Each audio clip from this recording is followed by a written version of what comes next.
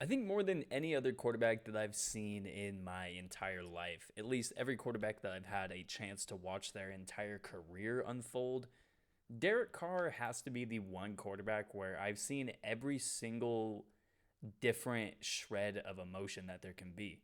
I've watched Derek Carr be a MVP candidate. I've watched Derek Carr look like one of the worst quarterbacks on the NFL in the NFL. I don't know why I said on the NFL.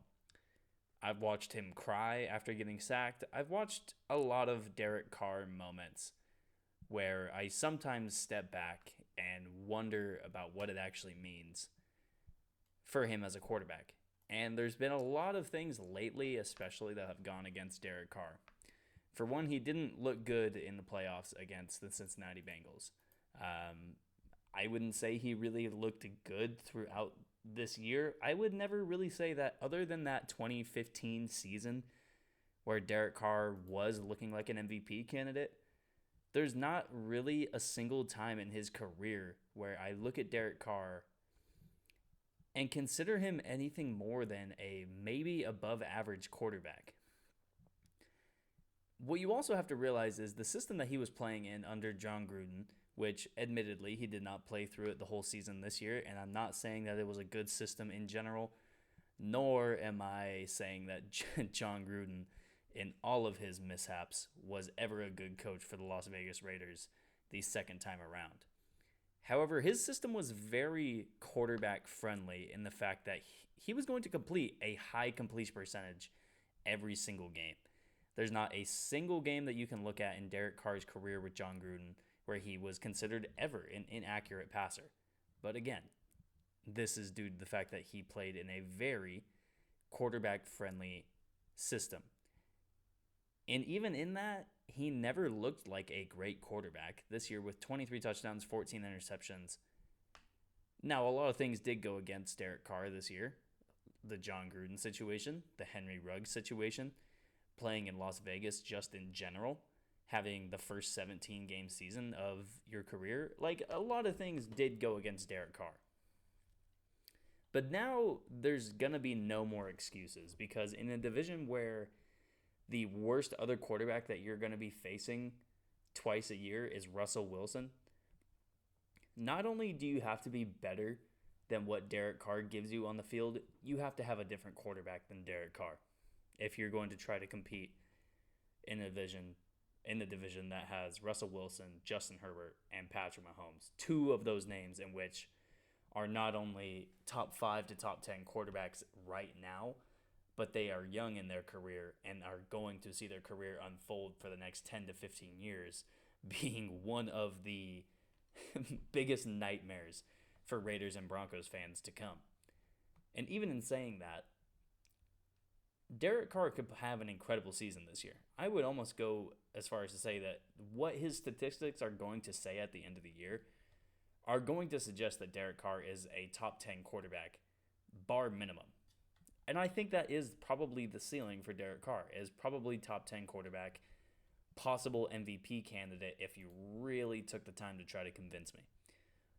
When you have the receiver of the caliber of Devontae Adams, when you have a tight end of the caliber of Darren Waller, when you have a running back the caliber of Josh Jacobs, you're going to have a statistically good season.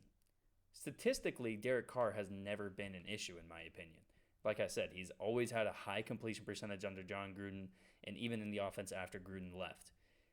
Even this year, the worst game that he had from a completion percentage standpoint was the Week 17 game in which they won when he threw 55% of his passes for completions. Other than that, every single game was above 60%. Every single game, almost, he threw a touchdown. However, with that being said, almost every single game he threw at least one interception as well and took multiple sacks almost every single game. Derek Carr is not an issue statistically. Derek Carr is an issue, I hate saying from a leadership standpoint, but when you get beat 14-41 in your first game against the Kansas City Chiefs at home, and then you lead your team onto the field to have some sort of powwow at center field on the other team's logo, and then you get blasted 9-48 by the same exact team you already lost to by 27 points, I have an issue with you if you're my quarterback. I have an issue with you. And I just don't think the decisions that Derek Carr makes from the quarterback standpoint are the types of decisions that when you compare them to what Russell Wilson is going to do for Denver, what Justin Herbert does for the Los Angeles Chargers, and what Patrick Mahomes does for the Kansas City Chiefs, not only is it going to be not enough, it's going to lead to his departure from Las Vegas possibly halfway through the season this year if it goes that badly like I think it can. But I think after this season, after the Raiders gave him an elite tight end in Waller, an elite running back in Jacobs, and now one of, if not the best, pure wide receivers in the NFL with Devontae Adams.